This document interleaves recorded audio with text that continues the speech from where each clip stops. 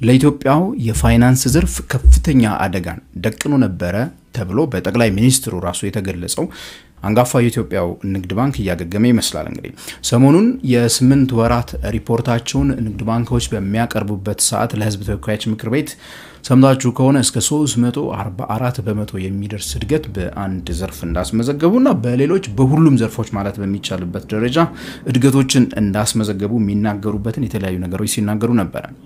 እርግጥ ነው ባንኩ እያገገመ መሆኑን የሚያሳዩ ነገሮች በጣም ሰፊ ቢሆኑም በጣም ብዙ ቢሆኑም አንጋፋው የኢትዮጵያ ንግድ ባንክ ግን በተመሳሳይ መልኩ አሁንም ሊፈቱ የሚገቧቸው ችግሮችና አደጋዎች እንዳንጃበቡበት ነው። ከዛ ባለፈም ደግሞ እንደ ስርዓት የፋይናንስ ስርዓቱን በአጠቃላይ ደግሞ የፋይናንስ ሴክተሩን በአጠቃላይ ደግሞ ሊጎዳ የሚችልም ደግሞ ባህሪ ያለው የኢትዮጵያ ንግድ ባንክ ባህሪ ምክንያቱም የሀገሪቷ 50 በመቶ የገበያ ድርሻ በፋይናንሱ ዘርፍ ብቻውን የያዘ ነው። ይሄ ደግሞ በየትኛውም ዘርፍ ላይ ብዙ ጊዜ እንደ አደጋ ከሚቆጠሩ ነገሮች ውስጥ ናቸውና በዛሬው ቪዲዮ የንግድ ባንክን አዳዲስ የመመለስ ዘመን ስኬቶችና አብረውት ይዘውት ያሉትን አደጋዎች እስቲ በትንሹ ለመዳሰስና ለመቃኘት እንሞክራለን። የተወደዳችሁና የተከበራችሁ ተመልካቾቼ ገሜ ብርሃኑ እባላለሁ። በዚህ ቻናል ፋይናንስና ቢዝነስ ካፒታል ማርኬትን ስለ ባንኪንግ እናወራለን። እስካሁን ድረስ ታዲያ ቻናሉን ሰብስክራይብ ካላደረጋችሁ የዶል ምልክቷን በማብራት ሰብስክራይብ እንድትሉ ከኢትዮጵያ ውጪ ካላችሁ ደግሞ ጆይን በማለት ቤተሰብ እንድትሆኑን እየጋበዝኳችሁ ወደ ዛሬ ቪዲዮ በዚህ እንገባ ነው የሚሆነው።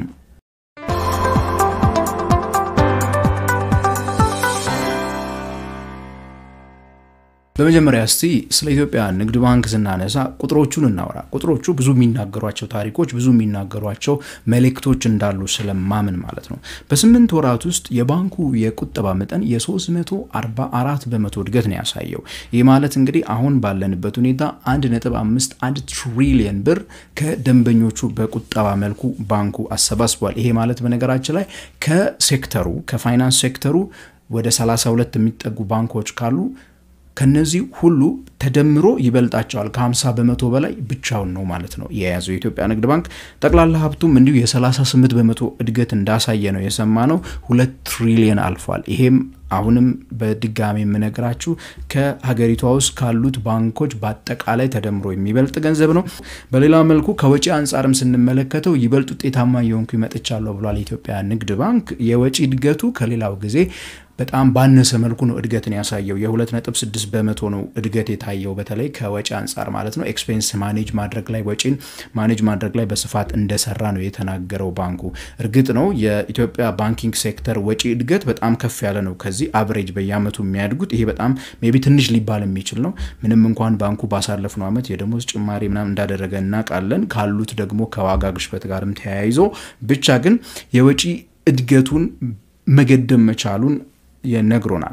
ከዛ ባለፈ ባንኩ በእነዚህ ጊዜያት ውስጥ ያገኘው የተጣራ ገቢ ወይ ደግሞ ኔት የሚባለው ኢንካም ወደ 109.32 ቢሊዮን ብር የተጠጋ ሲሆን 26 በመቶ እድገትን ነው ያስመዘገበው። ጠቅላላ ያልተጣራ ትርፉም እንዲሁ 32 ቢሊዮን ብር አካባቢ ደርሷል ማለት ነው የኢትዮጵያ ንግድ ባንክ ማለት ነው። ግን ያው እነዚህን ቁጥሮች በተናጠል ስንመለከታቸው የሚናገሩት ታሪክ የጥንካሬ ታሪክን የእድገት ታሪክን በጣም እየተስፈነጠረ ያለ ባንክ ታሪክን መመልከት እንደምትችሉ ግልጽ ነው። ነገር ግን ኮንቴክስቱን መመልከት ያስፈልጋል። ባንኩ ችግር ውስጥ ነበረ ሲባል ነበርና እንዴት በአንድ አመት ውስጥ ይሄ መገለባበጥ እንዴት መጣ የሚለውን ነገር በኋላ እንመለስበታለን። ባንኩ በእነዚህ ጊዜያት ውስጥ ወደ 18 የሚጠጉ ብራንቾችን መዝጋቱን ተናግሯል። ከዛ ባለፈ ግን የኢትዮጵያ ንግድ ባንክ አንዱ በጣም እንደ ትልቅ ምርታ የሚነገረው የዲጂታል አገልግሎቶቹ ላይ ሲያደርግ የነበረው መስፋፋት ነው። የዲጂታል አገልግሎቶችን ዝም ብሎ ማስፋፋት ብቻ ሳይሆን በጣም ስኬል ባለው ሁኔታ አገሪቷን በሚያዳርስ በብዙ ሚሊዮን የሚቆጠሩ ደንበኞች አሉት። ከዛ ባለፈ ደግሞ አገልግሎቶቹም በእውነቱ ስትመለከቷቸው በጣም የተሻሉና በጣም ፈጣን የሆኑ በጣም ጥሩ የሚባሉ አይነት አገልግሎቶችን ይሰጣል። ከዚህም የተነሳ እንግዲህ ባንኩ ክፍለ ዘመኑን መምሰል የሚችል ወይ ደግሞ ዘመኑን የዋጀ አይነት ባንክ ለማድረግ ብዙ ጥረቶች እየተደረጉ መሆኑን ተመልክተናል።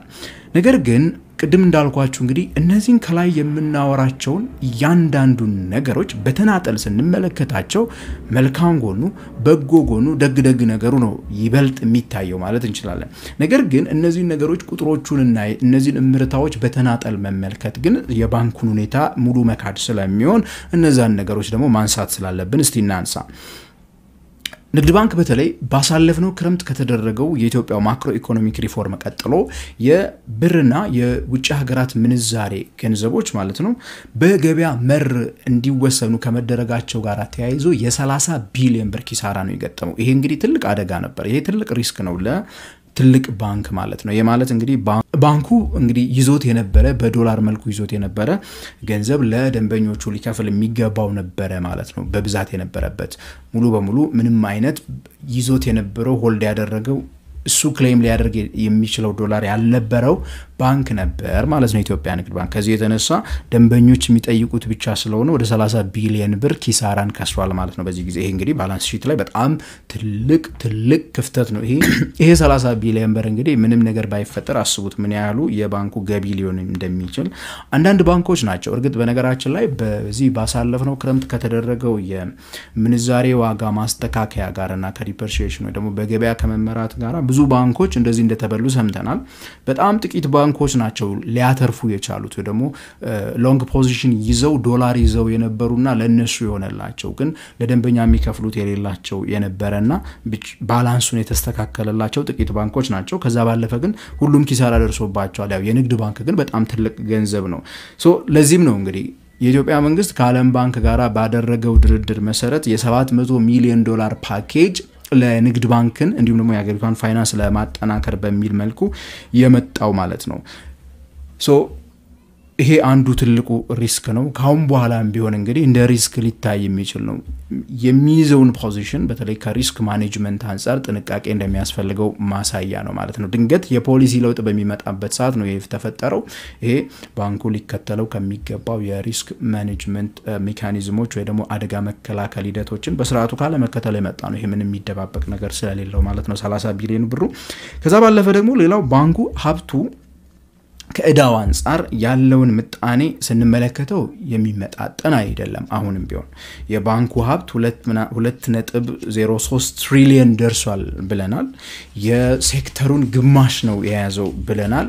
ነገር ግን እዚህ ውስጥ በእዳ መልኩ ወይ ደግሞ አሰ ሊያቢሊቲ ያለው ገንዘብ ነው ከፍተኛ መጠን ያለው። በተለይም ደግሞ ይሄ ገንዘብ ታይድ ሆኖ ያለበት ቦታ ወይ ደግሞ ይሄ ገንዘብ ያለበትን ቦታ በመተመለከቱበት ሰዓት ማለት ነው ከዚህ 2.ምናምን ከተባለው ትሪሊዮን ገንዘብ ውስጥ ላያቢሊቲ ብለን ካስቀመጥን ውስጥ ለመንግስት በብሔራዊ ባንክም በኩል ቢሆኑ የተሰጡ ገንዘቦች ናቸው። እነዚህ ገንዘቦች ደግሞ በባህሪያቸው አሁን ባለው ሁኔታ ሊኩዊድ አይደሉም። ወስዶ ልሽጣቸው እንኳን ቢል ሰነዶቹን አሁን ካሁን በኋላ በሰነድ መዋለ ንዋይ ገበያ ላይ ሰነዶች መገበያየት ይቻላል ብለናል። ያላቸው ይልድ ወይ ደግሞ የሚከፈልባቸው ወለድ በጣም ዝቅተኛ ከመሆኑ የተነሳ ማንንም ሊገዛቸው የሚፈልጋቸው አይነት ዶክመንቶች ስላልሆኑ የኢትዮጵያ ንግድ ባንክ እንግዲህ እነዚህን የማስታመሙ ሂደት ውስጥ ቅድም ያነሳውላችሁ የዓለም ባንክ 700 ሚሊዮን ዶላር ድጋፍም የዚህ አካል ሆኖ ነው ማለት ነው የሚሄደው። አሁን ለዚህም ነው ይመስለኛል የኢትዮጵያ ንግድ ባንክ የብድር ምጣኔውን የሚሰጠውን ብድር ምጣኔ ከመንግስት ተቋማት ላይ እየቀነሰ መጥቷል። ወደ ግሉ ዘርፍ በማዘዋወር ትርፋማ ለመሆን ተወዳዳሪ ለመሆን ማለት ነው። ካሁን ቀደም 92% የሚጠጋው የኢትዮጵያ ንግድ ባንክ ብድር ለመንግስት ተቋማት ለዚያውም በ8% ወለድ ነበር የሚሰጠው። 8% ወለድ ማለት ለየትኛው ባንክ ያዋጣው። የአገር ውስጥ የግል የንግድ ባንኮች ለምሳሌ ይህንን ወለድ የሚሰጡት ለሰራተኞቻቸው ብቻ ነው እንደ ማትጊያ ማለት ነው።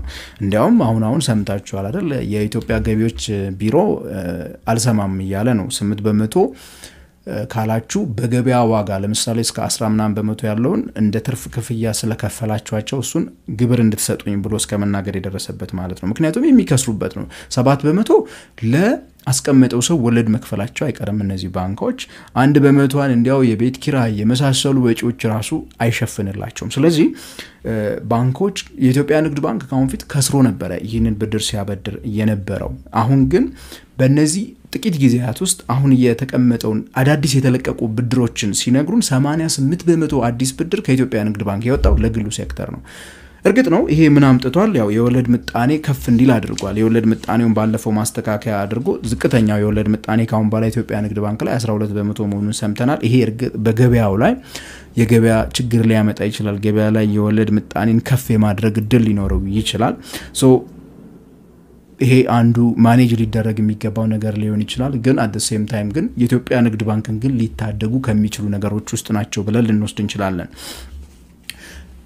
የኢትዮጵያ ንግድ ባንክን አንዱ ከታደገው ነገር ውስጥ እንግዲህ መንግስት ከንግድ ባንክ ተበድሮት የነበረው የተባለው ወይ ደግሞ የመንግስት ተቋማት በነገራችን ላይ ይሄኛውን እናጥራው የመንግስት ተቋማት ከኢትዮጵያ ንግድ ባንክ መንግስት ተበድሮ ተብሎ ባለፈው አንዳንድ ጋዜጦች ላይ በወጣው ሪፖርት ላይ ትንሽ ምልልሶች ሰምታችሁ ሊሆን ይችላልና ለምሳሌ አብዛኛዎቹ ገንዘቦች ለስኳር ፋብሪካዎቻችን የስኳር ኮርፖሬሽን ወስዷቸው የነበሩና ሊመለሱ ያልቻሉ ገንዘቦች የመሳሰሉት ሌሎች ተቋማትም እንደዚሁ በተመሳሳይ መልኩ እየተበደሩ ሊመልሷቸው ያልቻሉ ጭራሽ የሌሉ ካምፓኒዎች ናቸው እንደ ሜቴክን ጨምሮ ማለት ነው ሶ ያ ገንዘብ እንግዲህ እያንዳንዳችን እኔና እናንተ